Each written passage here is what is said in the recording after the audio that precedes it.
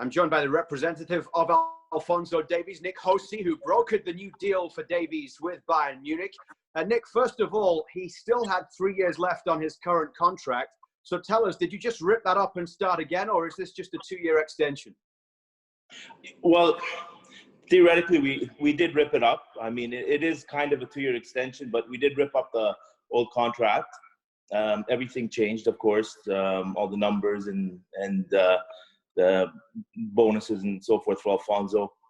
I wasn't expecting to be doing this at this time. I thought it was a little bit premature, but when Hassan contacted me and he contacted me back in December. He said, let's meet sometime in January. I want you to come down to Munich. So we ended up meeting in Munich in January to discuss the contract. And that's when new negotiations started. Why was the rush on Bayern Munich's part to get this done? Were there other teams that were interested given the way that Alphonso Davies has been playing?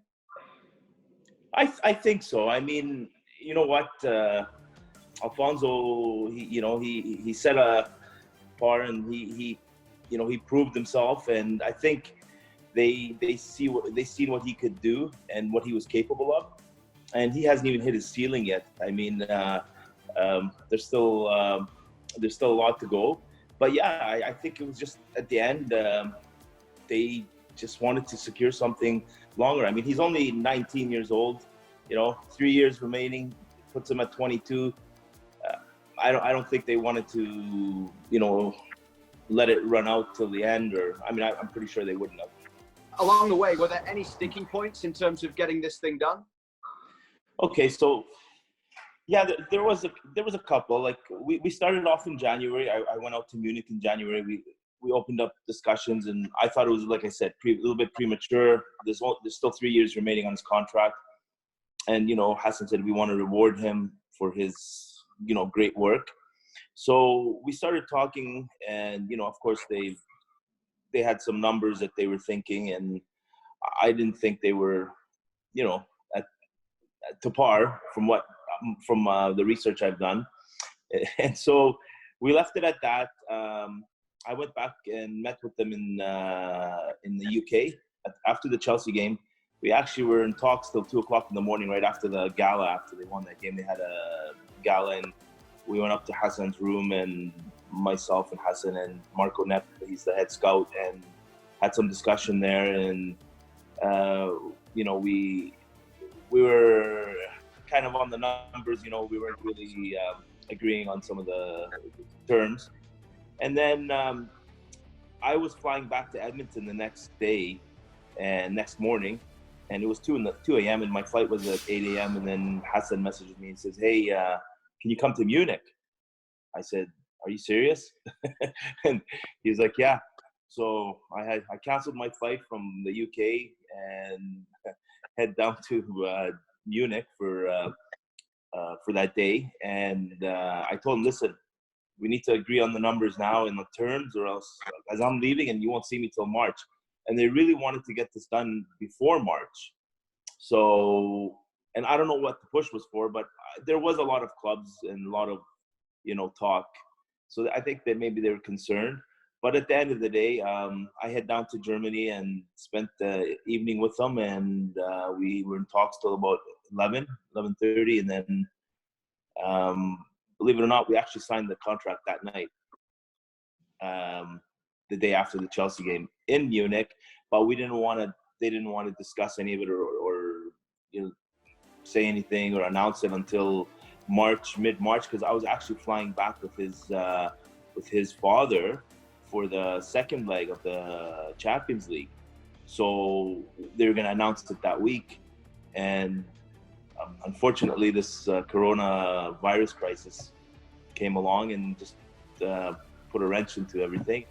Everyone likes to be rewarded for their performances, and Alphonso Davies has got that reward at this point so early in his time with Bayern Munich. So the big question everyone wants to know is, how big a raise did he get for this?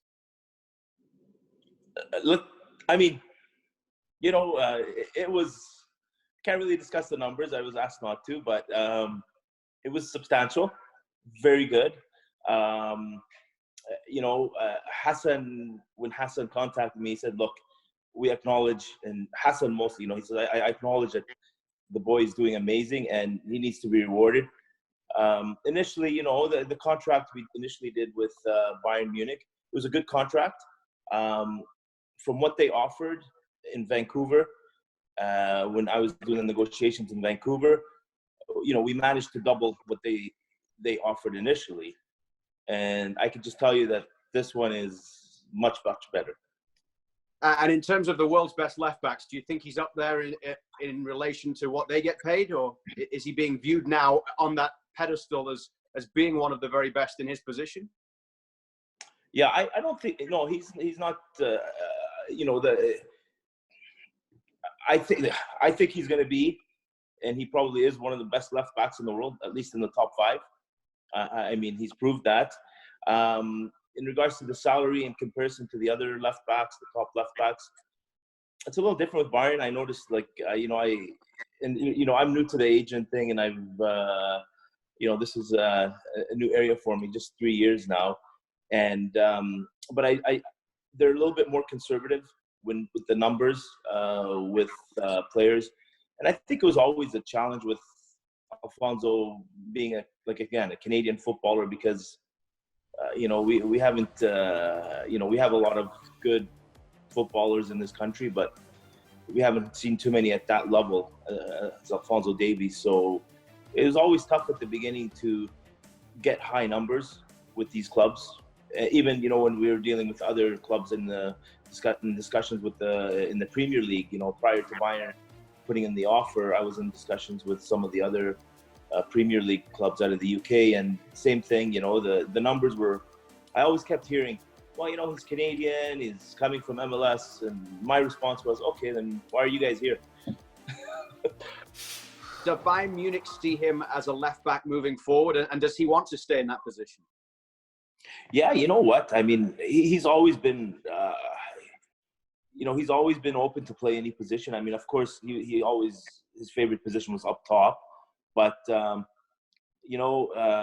we spoke about it, actually, him and I said, what do you think? He goes, yeah, I'll stay here. I mean, and he's kind of like he called it a wing back, right? Because he's always up and down the field. So I know, I think their plans, I can't speak for the coach, but I think that's the long-term plan as a left back. But at the same time, he's so diverse as a player. I mean, Alphonso can play in the midfield, and he can also play on the wings. So, and I think just before the coronavirus, they did put him up top on the wing as well too. So, but I think left back's going to be his position with Bayern Munich, from what I can see, and he's happy. He's happy to play anywhere. Just finally, Nick, he's not just a starting left back for Bayern Munich. He is also a social media sensation. And I'm not sure you've appeared in any of his TikTok videos yet, but maybe you'll get that opportunity down the road. You never know. But he seems to be the complete package. It's not just about what he does on the pitch. How aware is he of what he could become both on and off the pitch, in terms of everybody getting that name recognition of this young kid who's a teenage Canadian international? Yeah, you know what? I do follow his TikTok and all of his social media. Just to, he's young, so you just gotta keep your eyes open for certain things. But yeah, he's quite the entertainer. We are always laughing about it. And he's always telling me, after I'm done playing football, I wanna go to Hollywood and become an entertainer, because he has quite the personality. He just comes up with these crazy things and he posts them. And I always ask him, I said, what were you thinking when you did that? And he's like, I don't know, I was bored. So, so yeah, no, he's, I think he'll have a long career in football, and then possibly in, who knows, Hollywood after that. He always says he wants to be entertainer. So he's good at hosting the Alphonso Davies late night talk show coming up in about 15 years time, or whenever it is he hangs up the cleats. Nick, thanks a lot for joining us. We appreciate you taking the time to be with us. Thank you. You have a good day. Thank you.